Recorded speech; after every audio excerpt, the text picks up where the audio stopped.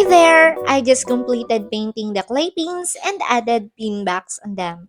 Now, I plan to apply UV resin on the clay, and it's important to note that UV resin can be extremely toxic.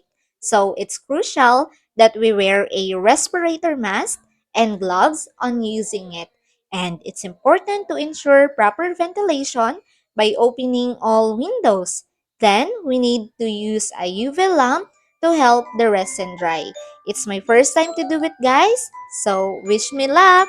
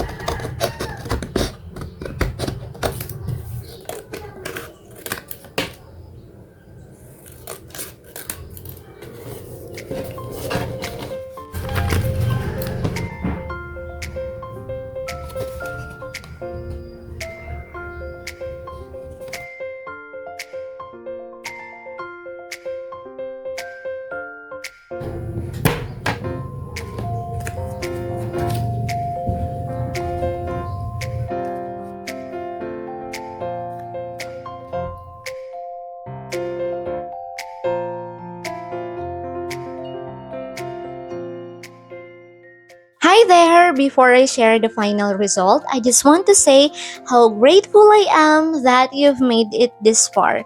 Thank you so much for watching. Thank you. And I also want to share that I'm happy with how things have turned out. But I think I need to spend more time practicing with colors and painting techniques. I also need to be more careful about dust since I didn't realize it was on my clay paints before I applied the UV resin.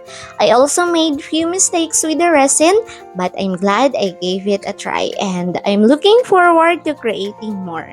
Again, thank you so much for watching and I'll catch you next time.